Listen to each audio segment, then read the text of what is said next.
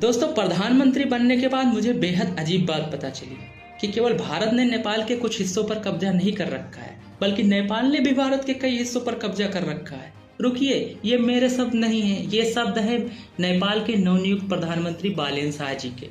दरअसल संसद में दिए गए अपने इस बयान पर उनको संसद से लेकर सड़क तक विरोध का सामना करना पड़ रहा है, जिसमें कई सारे छात्र संगठन, राजनीतिक दल और जेएनजी ऑडियंस शामिल है। इससे पहले भी बालेन शाह के विवादित बयान आते रहे हैं, जिसमें जब वे प्रधानमंत्री बनने से पहले काठमांडू के मेयर पद पर आसीन थे तो उन्होंने अपने ऑफिस में एक नेपाल का नक्शा लगवाया था, जिसमें भारत के कई हिस्से दिखाए गए थे। बालेन शाह से पहले भी कई सारे प्रधानमंत्री जिनका रुख प्रो चाइना था, उन्होंने भारत और नेपाल के बीच सीमा विवाद के मुद्दे को उठाया। अब आइए समझते हैं कि भारत और नेपाल के बीच वास्तविक सीमा विवाद का मुद्दा है क्या। दरअसल भारत और नेपाल की पश्चिमी सीमा का निर्धारण काली नदी करती है, जिसको सुगौली की संधि में निर्धारित किया गया था। अब सुगौली की संधि तत्कालीन ब्रिटिश सरकार और नेपाल के महाराजा के बीच साइन हुई थी, जिसमें यह निर्धारित कर दिया गया कि काली नदी के पूरब में स्थित क्षेत्र नेपाल के होंगे और काली नदी के पश्चिम में स्थित क्षेत्र भारत के होंगे। पर सुगौली की संधि में यह निर्धारित नहीं किया गया कि काली नदी का उद्गम स्रोत क्या होगा। अब सीमा विवाद का मुद्दा यहीं से जन्म लेता है।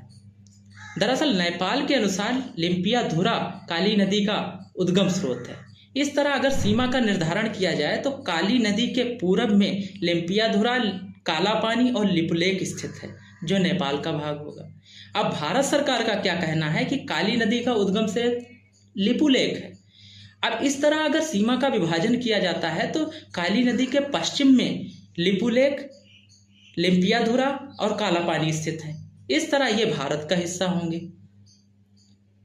अब काला पानी, लिपुलेख और लिम्पियाधुरा भारत के लिए केवल टेरिटोरियल इंटीग्रिटी का महत्व नहीं रखते हैं, बल्कि इनका महत्व स्ट्रेटेजिक, इकोनॉमिक और कल्चरल भी है।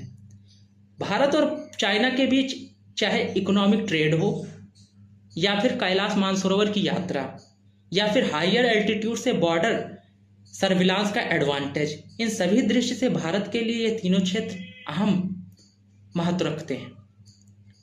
अब भारत और नेपाल के बीच सीमा विवाद का यह मुद्दा तो जारी रहेगा, पर बालेन शाह के इस बयान पर आपका क्या राय है, आप कमेंट में जरूर बताइएगा। धन्यवाद।